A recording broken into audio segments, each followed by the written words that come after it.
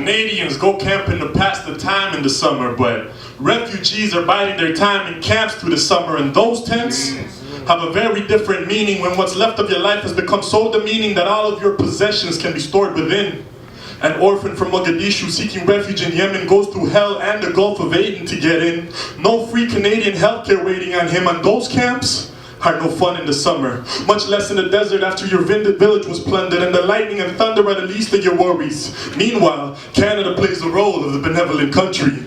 She might even welcome you in if she believes in your story, unless of course you apply at the fucking visa office in Nairobi. Then it might take you a decade to get in, and when you do, you'll have to pay the cost of your flight. That's right, that Somali orphan in Yemen will land in Canada with a $5,000 debt in plain sight. Canada transportation lows, right? But it's okay, because Canada has a great education. Well, except for our Onkwehonwes people living on reservations, they receive $2,000 to $3,000 less in funding per child than the children attending the white schools nearby. The original peoples of the land that we're on are subjected to conditions similar or worse than those of the lands that we're from.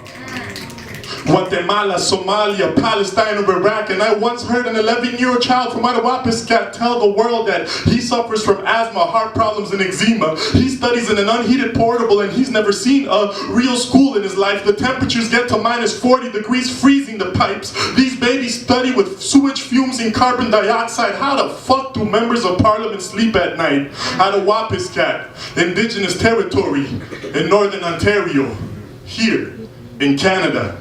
The country that welcomes the refugee, the same country that fucking causes the refugees, with its mining companies and foreign policies, blindly backing Palestinian oppression through Israeli army atrocities, exploiting Central American commodities. Barrick Gold invades Guatemala and displaces thousands internally. We suffer the trauma and watch the gold flow to the company. Oh Canada, land of opportunity, nation filled with irony, future of uncertainty for those in need of harmony. Your very own airborne division violated and tortured Somalis. Many of them are now a part of my family, and tragically, they suffer the same fucking violence here that they tried to escape over there. Abdi Karim, Allahu Naharisto.